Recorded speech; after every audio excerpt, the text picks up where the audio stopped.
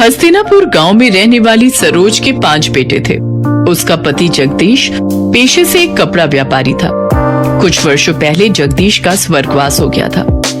समय के साथ सरोज के सभी बेटे जवान हो गए और उन्होंने पिता के कपड़ों के सीमित कारोबार को बड़े उद्योग के कारखाने में बदल दिया। पूरे गांव में उन्हीं के चर्चे हुआ करते थे।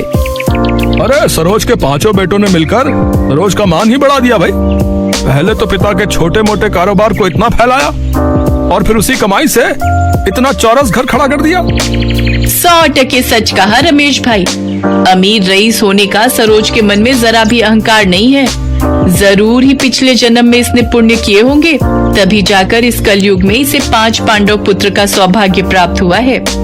सरोज के प्रति गांव वालों के मन में काफी इज्जत थी। पैसे वाली होने के बावजूद भी उसके अंदर बिल्कुल घमंड नहीं था। अरे मेरे 5 पांडु, यहाँ पर आओ। माँ, कारखाने पर जाने के लिए देरी हो रही है, शाम को बात हो सकती है। कामकाज के प्रति क्या इतना मशरूफ हो गए हो तुम लोग, जो पल भर के लिए अपनी माँ के पास नहीं बैठ सकते? मोहन भैया, तुम माँ की बात सुन लो, हम चारों कारखाने जा रहे हैं। अरे ठहरो, मुझे तुम 5 से बातचीत करनी है। ये तस्वीरें देखो, मैंने तुम 5 भाइयों के लिए लड़कियां पसंद की हैं। सभी खानदानी और रईस खानदान की हैं। ऐसा सुनकर 5 भाई एक दूसरे का मुंह ताकने लगते हैं। तभी उसका तीसरा बेटा कहता है, माँ, ऊपर वाले की दया से आपके 5 बेटे अपने पैरों पर खड़े हैं। माँ, शुरुआत से ही हम 5 भाइयों की सोच यही रही है कि हम गरीब घरों की बेटियों को ही इस घर में दुल्हन बनाकर लाएंगे। माँ, प्रदीप सही कह रहा है। अरे पगला गए हो क्या तुम लोग? अगर मैं किसी गरीब की बेटी को ब्याह कर लाऊंगी तो लोग सैकड़ों बातें बनाएंगे। गरीब अमीर का मेल भी नहीं देखा कहेंगे। माँ, आपको जमाने की पड़ी है, बल्कि ये सोचो कि किसी गरीब की बेटी का हाथ थामने से किसी गरीब पिता को साहूकार का कर्जदार नहीं होना पड़ेगा।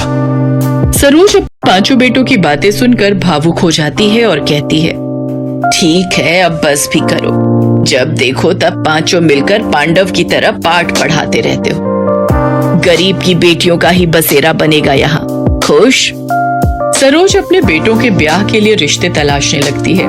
उसकी तलाश धर्मपुर गांव में रहने वाले गरीब रामदीन की 5 बेटियों रोहिणी, दीपा, नीलम, पुष्पा और तनु पर खत्म होती है। बड़े ही धूमधाम से सरोज अपने 5 बेटों की शादी करके 5 बहुओं को घर लाती है।